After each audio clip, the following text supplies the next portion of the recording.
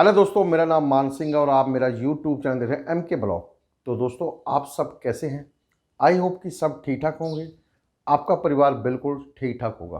दोस्तों, हर बारी की तरह मैं अपने चैनल पर एक नए देश की वीडियो आपके सामने लेकर आया हूँ।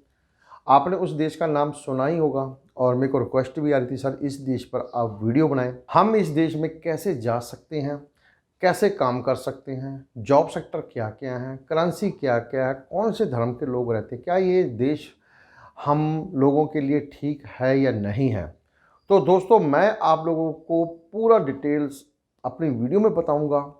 चैनल के साथ बने रहिए। चैनल को सब्सक्राइब जरूर कर दें, बेल आइकॉन के बटन को जरूर प्रेस कर दें, लाइक कर दें, शेयर भी कर दें और कमेंट बॉक्स में ज़रूर लिखा करें कि नेक्स्ट आपको किस देश की वीडियो चाहिए।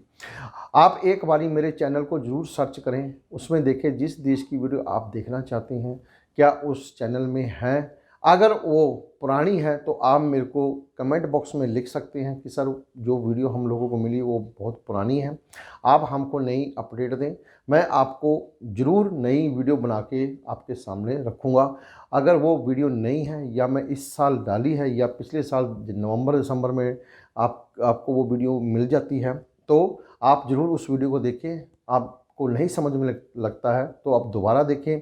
2-3 बारी आप वीडियो को देखेंगे तो आपको बिल्कुल समझ में आ जाएगा। वैसे मैं बिल्कुल ईजी तरीके से आप लोगों को बताता हूँ, समझ में 1-2 बारी देखने से आ जाता है। तो दोस्तों, जिस देश की मैं बात कर रहा हूँ उस देश का नाम है नॉर्वे। नॉर्वे तो आप लोगों ने सुना ही होगा, मैक्सिमम सब लोग जानते हैं नॉर्वे। नॉर्वे एक बहुत ही ब्यूटीफुल कंट्री है। यहाँ पर टूरिज़्म के साथ वर्क बहुत ज़्यादा है। टूरिज़्म तो है ही है, मगर वर्क इतना है कि आप देखोगे कि नॉर्वे के अंदर बहुत सारी इंडस्ट्री है और मैक्सिमम जो हमारे इंडियंस हैं या पाकिस्तानी भाई हैं या बांग्लादेशी भाई हैं वो जाते हैं नॉर्वे में काम करने के लिए। थोड़ी सी करेंसी कम है मगर काम बहुत ज़्यादा है, उतना कमा ही लेते हैं जितना कि उनको हिंदुस्तान में नहीं मिलता है। तो मैं आप लोगों को बताता हूँ कि नॉर्वे की बेसिक क्या है। बेसिक जानना बहुत ज़रूरी है एक वर्कर के लिए कि वहाँ पर कौन से धर्म के लोग रहते हैं, कौन कौन सी भाषाएं वहाँ पर बोली जाती हैं और हम लोग वहाँ पर वो भाषा बोल सकते हैं या नहीं बोल सकते। उससे पहले कि हम गूगल से उसकी पढ़ाई कर लें, हम लोग उसकी स्टडी कर लें, फिर उसके बाद वहाँ पर जाकर नॉर्वे में काम कर सकते हैं। नॉर्वे को किंगडम ऑफ नॉर्वे भी बोला जाता है। ये यूरोप की नॉर्थ वेस्ट कंट्री है। तो दोस्तों, ये कि नॉर्डिक कंट्री भी है ये। तो दोस्तों, इसकी जो कैपिटल है, मीन की इसकी जो राजधानी है वो है ओस्लो। बहुत बड़ी एक सिटी है, अच्छी सिटी है। मैक्सिमम लोग वहीं पर आते हैं अपने बिजनेस के लिए, वहाँ पर काम करने के लिए, तभी वो नॉर्वे की राजधानी है। जैसे हमारी राजधानी दिल्ली है, मैक्सिमम लोग वहीं पर ही बिज़नेस प्लान करने के लिए आते हैं। तो ऐसे ही जो नॉर्वे की राजधानी है वो ओस्लो है और जो ऑफिशियल लैंग्वेज है इनकी वो है नॉर्वेगियंस एंड समी। ये इसकी ऑफिशियल लैंग्वेज है और इसकी जो रिलीजनल लैंग्वेज है वो है क्वीन। यहाँ पर रोमानी और रोमेंस भी भाषा बोली जाती है और इंग्लिश तो आप लोगों को पता कि हर कंट्री में ही बोली जाती है, इंटरनेशनल भाषा है, यहाँ पर इंग्लिश भी बोली जाती है। और जिस धर्म के लोग यहाँ पर रहते हैं वो है क्रिश्चियन और चर्च ऑफ नॉर्वे, इस धर्म के भी लोग रहते हैं। पहली दफ़ा मैंने भी सुना है, आप लोगों ने नया ही सुना होगा।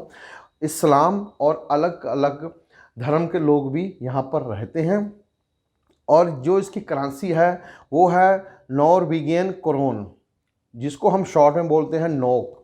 तो इसका जो रेट है हिंदुस्तान करेंसी के साथ वो है 9 रुपये। ये शेयर मार्केट के हिसाब से थोड़ा सा कम ज़्यादा होता रहता है।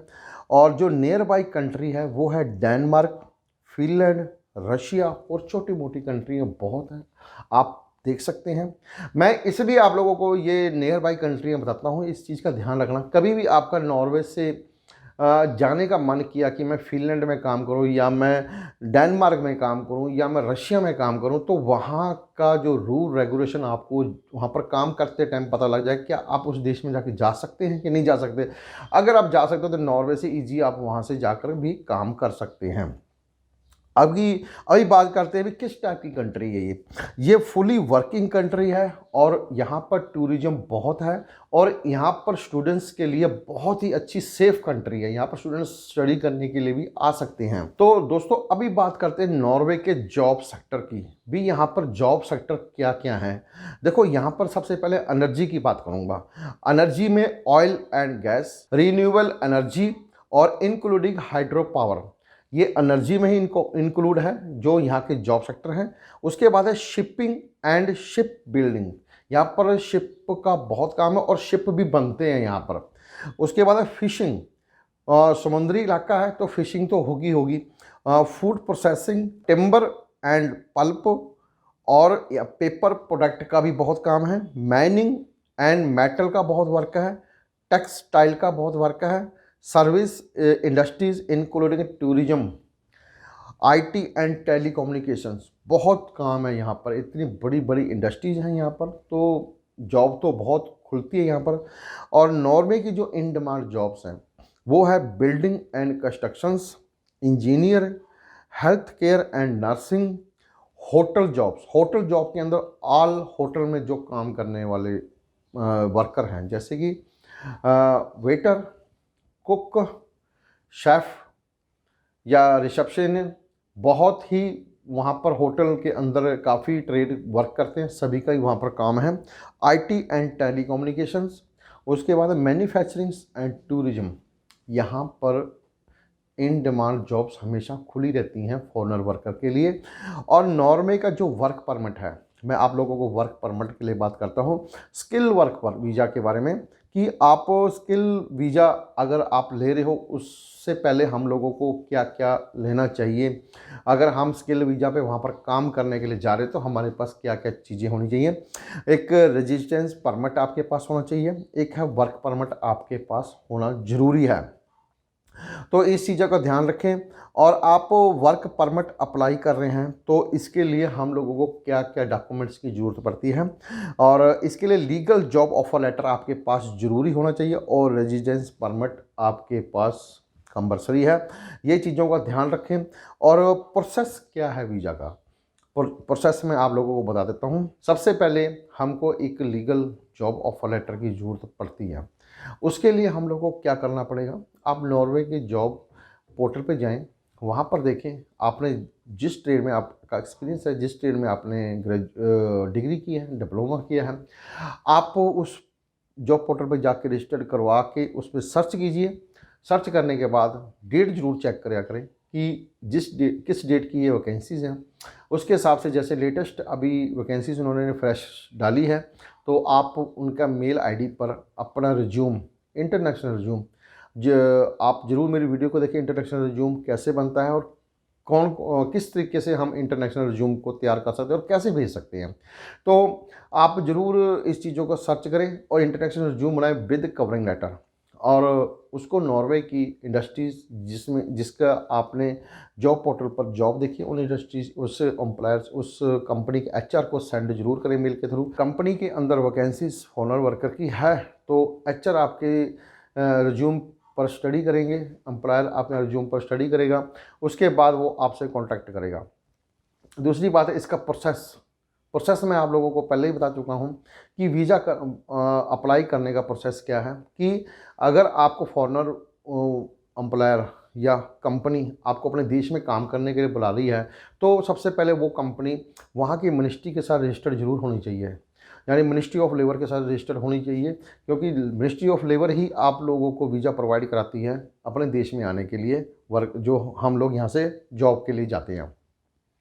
फिर उसके बाद क्या मिनिस्ट्री ऑफ लेबर एम्प्लॉयर या कंपनी से के डॉक्यूमेंट चेक करती है। वो डॉक्यूमेंट क्या होता है, क्या आपने पहले अपने देश के अंदर एडवर्टाइजमेंट दी, वो चेक करती है। फिर उसके यूरोप कंट्री के अंदर एडवर्टाइजमेंट दी। यूरोप कंट्री के अंदर बहुत कंट्री हैं जो डायरेक्टली बुला सकती हैं, मगर कुछ कंट्री होती हैं कि उसको पहले अपने देश में एडवर्टाइजमेंट देनी पड़ती है, फिर उसको यूरोप कंट्री में एडवर्टाइजमेंट देनी पड़ती है, फिर उसके बाद फॉरेन कंट्री से, नॉन यूरोप्स कंट्रियों से ही फिर वर्कर को बुलाना पड़ता है। ये प्रोसेस होते हैं जो कि उनकी कंपनी को करने पड़ते हैं। फॉरेन वर्कर को बुलाने से पहले उन मिनिस्ट्री ऑफ लेबर को दिखाना पड़ता है कि हम लोगों ने ऑलरेडी इसके लिए पहले एडवर्टाइजमेंट दी, हम लोगों को वर्क अपनी कंट्री में और यूरोप कंट्री में नहीं मिला है, मेरा नुकसान हो रहा है, मेरे को मजबूरन फॉरेन वर्कर को बुलाना पड़ रहा है, इस करके मेरे को आज्ञा दी जाए। तो वहाँ के मिनिस्ट्री ऑफ लेबर चेक करती है डॉक्यूमेंट, चेक करने के बाद वो वहाँ पर उसको परमिशन दे देती है। परमिशन होने के बाद फिर जब आपके पास जॉब ऑफर लेटर आ जाता है, फिर वहाँ पर क्या है कि आप खुद भी वीज़ा अप्लाई कर सकते हैं नॉर्वे जाने के लिए, या फिर आप अपने एम्प्लॉयर या वहाँ की कंपनी को भी अथॉरिटी दे सकते हैं। उसके लिए अटर्नी देनी पड़ेगी, आप लोगों को अटर्नी लेटर देना पड़ेगा। जो पावर ऑफ अटर्नी है जो आपने एम्प्लॉयर को देनी है, भी आप मेरा वीज़ा अप्लाई कर दीजिए, तो उसका जो फॉर्म है वो नॉर्वे की वेबसाइट पर मिल जाएगा, वहाँ से आप डाउनलोड कीजिए। बाकी मैं लिंक डिस्क्रिप्शन बॉक्स में डाल दूँगा, वहाँ से आप डायरेक्टली चेक कर सकते हैं। साइन कीजिए और उसको स्कैन करके भेज दीजिए सॉफ्ट कॉपी में। फिर आपका जो एम्प्लॉयर है या आपकी कंपनी है वो आपके डॉक्यूमेंट के साथ जो उसने मांगे हैं उसके साथ अटैच करके वो मिनिस्ट्री ऑफ लेबर को भेज देती है। फिर आपका ये वीज़ा प्रोसेस में चले जाता है।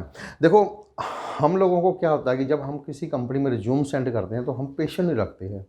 ये ज़रूरी नहीं होता कि आप सेलेक्ट हो जाओगे, क्योंकि आपके साथ और भी कंट्री के वर्कर ने वो रिज्यूम सेंड किया होता है।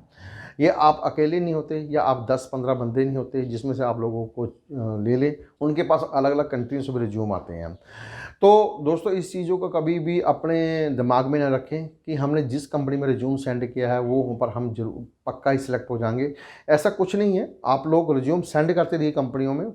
वर्ल्ड की बहुत सारी कंट्री हैं जो कि मैक्सिमम ट्रेड को बुलाती हैं, और वहाँ पर रिज्यूम सेंड करते रहिए। जहाँ पर आपकी इच्छा है वहाँ पर भेजिए। कम से कम अगर आपने हर एक कंपनी में रिज्यूम भेजा है तो आप दिन में कम से कम 10 से 15 कंपनियों में आराम से आप अपने मोबाइल के इंटरनेट मेल के थ्रू आप आराम से भेज सकते हैं। तो कहीं ना कहीं से आप लोगों को ज़रूर पॉजिटिव रिस्पांस मिलेगा, इतना ज़रूर ध्यान रखना।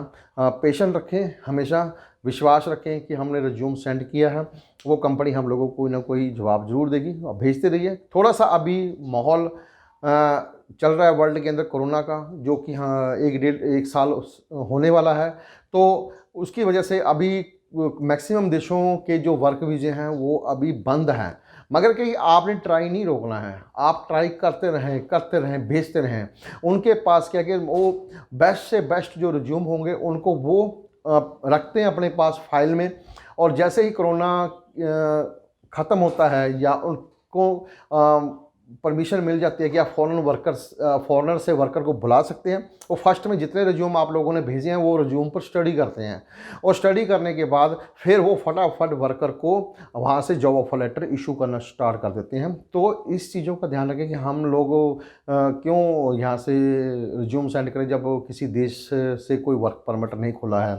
तो ऐसा कुछ नहीं, आप भेजते रहिए। उनको पता है, उनको सब मालूम होता है। जब कोई कंपनी में काम करना तो एचआर के पास पहले ही अपने सारा कुछ सेव करके रखा होता है। तो ऐसे कभी सोचे ना मन में, कभी भी ध्यान ना लगे कि अभी तो वर्क परमिट नहीं खुला है, हम लोग ऐसे बेफिज़ार रिज्यूम सेंड करते जा रहे हैं। ऐसा कुछ नहीं है, आप देते रहिए। आप लोगों की प्रैक्टिस भी होगी, आप लोगों को पता भी लगेगा कि हम लोग कंपनियों से कैसे टाई अप हो सकते हैं। दोस्तों, ये मेरी छोटी सी एक नॉर्वे के लिए वीडियो थी। कैसी लगी आप लोगों को कमेंट बॉक्स में ज़रूर बताना। चैनल को सब्सक्राइब जरूर कर देना, बेल आइकन के बटन को जरूर प्रेस कर देना, लाइक कर देना, शेयर भी कर देना। दोस्तों, अभी मैं आप लोग से इजाज़त चाहता हूँ। मेरी तरफ से आप लोगों को प्यार भरी सत श्री अकाल, जय हिंद।